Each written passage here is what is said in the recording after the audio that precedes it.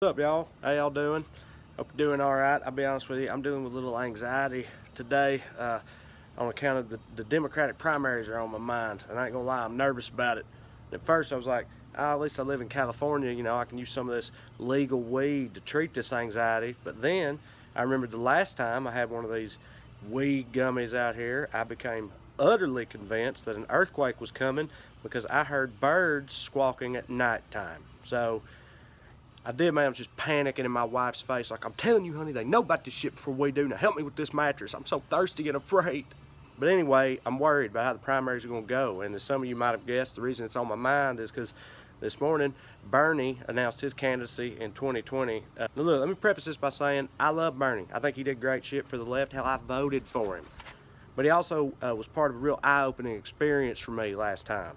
So in 2016, a bunch of people on my page got furious at me, a loud and proud liberal, because I had the audacity to refer to Bernie Sanders as a, quote, soup-eating motherfucker.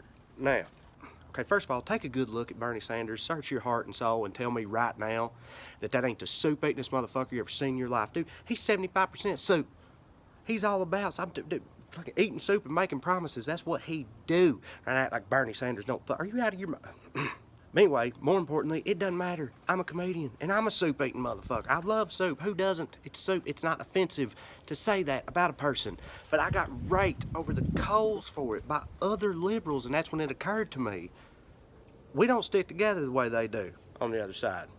We just don't, man. I mean, you say what you will about them on the other side, and Lord knows I've said plenty. Okay, and they may squabble about an issue here or a mass shooting there, but at the end of the day, they know what they like, and what they like ain't brown, okay? They walk the line, man, in a way that we just don't. And that's why I'm so nervous about this shit right now. Because I'm not saying it's going to be Bernie. I don't know what's going to happen. But some of us, our candidate, ain't going to be the one, y'all. That's just the way it goes. But no matter what, we know right now, whoever wins on our side, we know who's going to be on the other side. And that's the only thing that matters. That's what I'm saying. To me, it's like this.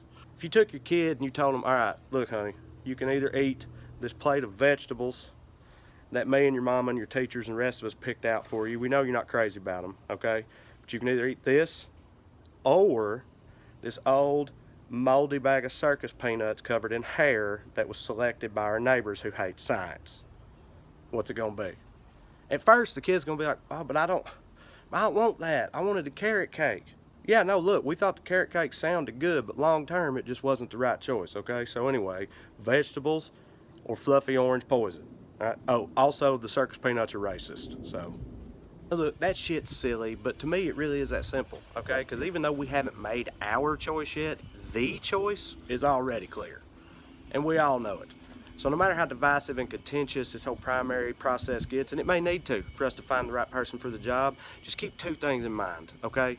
Number one, ultimately, we're all on the same team here. And number two, the other team wants to kill us all with hairy, racist clown food. Love y'all. Come see me on the road.